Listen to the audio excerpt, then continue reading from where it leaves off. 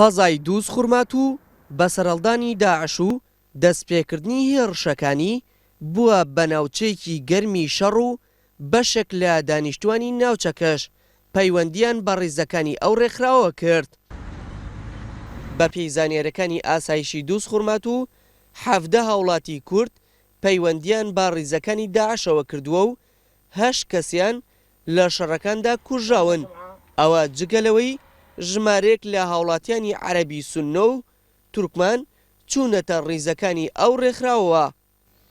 بەڵام ئەو ئامارەی لەبەردەست ئێمەوە پێی هەواڵگری باوکاری هەواڵگری هەنێکیشمان لەسەری کردووە 700 بۆ 700 شتێک کەسە بە هەموو دووز و سێمان بەگ و سەرجەم گوندەکانەوە لەو 770 کووردە لەو حەفتەیەش تقریبان 7 کوژراوە. وڵای خۆی داعش تا ڕادەیەکی زۆر ئەمڕۆ ئەو مەترسەی لەسەر دووز نەماوە دوورکراوەتەوە بە هاوکاری و با بڵێن بە جوودی پێشمەرگە.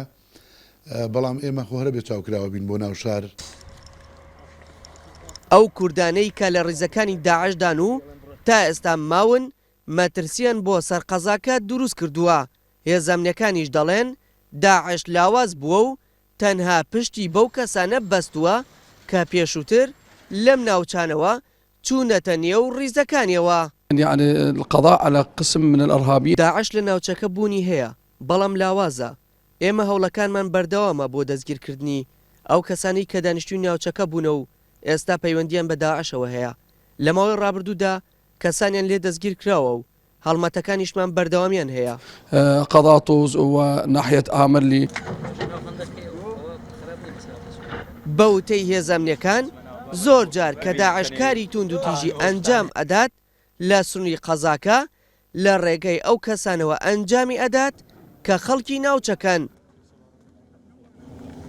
ئەو کەسانی کە چوونەتە نێو ڕیزەکانی داعش و شەڕ لە دژی هێزەمنیەکان دەکەن بە زۆری دانیشتووی گوندەکان و ناحیس لێمان بەک بوونە. هەر بۆیە هێزەمنیەکان ترسیان لە گەڕانەوەی خێزانەکان هەیە بۆ شوێنەکانی خۆیان. جگە لەو 700 کەسەی کە لە ڕیزی چەکدارانی داعشدان زیاتر لە 100 کەس لەلایەن هێزەمنیەکانەوە لە ماوەی 2 ساڵی ڕابردوودا بە گومانی هەبوونی پەیوەندی لەگەڵ داعشدا دەستگیر کراون. هاوڵاتیانش ترسیان لەوە هەیە شانەی نووسوو لە ناو قەزاکە بوونی هەبێت بۆیە کردەوە توند و تیژەکان ڕوو لە زیادبوون دەکات. دیار جەمال نارتی دووس خوڕمات و